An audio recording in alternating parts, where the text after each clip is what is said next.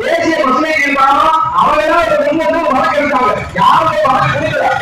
தேசிய பசுமை தீர்மானம் நாடாளுமன்றம் அந்த வழக்கை எடுத்து ஓய்வு பெற்ற ஒரு நீதிபதி தலைமையில் ஒரு அதிகாரிகள் வந்து ஒரு குழுவை நியமிச்சு இந்த ஆணையம் என்ன விபத்தில் வந்துச்சு, ஏன் வந்துச்சு, எத்தகைய இடைவெளி இருந்தது என்பதை ஆய்வு அறிக்கை கொண்டு சொல்லி தேசிய பசுமை தீர்மானம் இருந்துச்சு.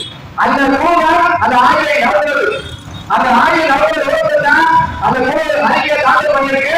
அந்த தாக்கல் பண்ண அறிக்கையில அவங்க என்ன சொல்லிட்டாங்க இல்லையா, பல இந்தியாவில் நடக்கக்கூடிய பல விபத்துகளை அவங்க சுட்டிக்காட்டியிருக்காங்க. அவங்க சுட்டிக்காட்டினா இருக்கக்கூடிய தொழிலாளிகளுக்கு 20 லட்சம் ரூபாய் கொடுக்கணும்.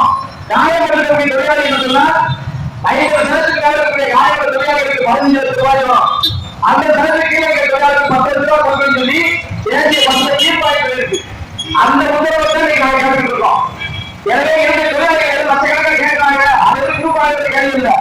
ஒரு இதே மாதிரி விபத்தில் நடந்தது ஒரு விபத்துல பணியாளர்களுக்கு கொடுக்க வேண்டும் என்பதை ஒரு தீர்ப்பாயம் சொல்லி கேட்கிறோம். அப்ப இன்னைக்கு யார் தடுத்துட்டு இருக்கா? இங்க காந்தாமா என்று சொல்லக்கூடிய பட்டாசாலை உரிமையாளர்கள் தடுத்துட்டு இருக்கு. நான் என்ன செய்ய சொல்லல. அந்த வழக்கையே பாத்தீங்கன்னா காந்தாமா வந்து வழக்கை இறங்கிருக்கு. தேசிய பசுமை தீர்ப்பாயம் உத்தரவு போட்டா இங்க பட்டாசாலை உரிமையாளர்கள் போராடுறது இவங்க வந்து வழக்கை இறங்கி நீங்க சொல்லக்கூடாது அப்படின்னு வாதாடுறாங்க. ஏன் சொல்லக்கூடாது? இது ஒரு சுற்றுச்சூழலை பாதுகாப்போடு தேசிய பசுமை தீர்ப்பாயம். எனவே அந்த விவசாயிகளுக்கு எப்படி இயற்கையை கொடுக்க வேண்டும் என்பதை நீதி சொல்லக்கூடாது அப்படின்னு சொல்லி காண்பாக வழக்கு. ஆனா அந்த நீதியை என்ன சொல்றாங்கன்னா, ஒருவேளை இந்த மாநில பட்டாசாலை மாநில பட்டாசாலை உங்க சங்கத்தில் இருக்காங்களா அப்படின்னு கேட்டா காண்டாம வந்து எங்க சங்கத்தில் கிடைக்காதவங்க அப்படின்றாங்க.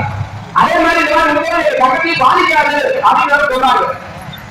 இன்னொரு என்ன சொல்லிருக்கா, ஒரு வந்து ஒரு வணிக நோக்கத்திற்காக ஒரு ஆபத்தை விளைவிக்கக்கூடிய ஒரு தொழிலை செய்யாதுன்னா அந்த விபத்தில் இருந்தா அந்த ஆணையரை உரிமையாளர் பொறுப்பு என்பதை உத்தரவு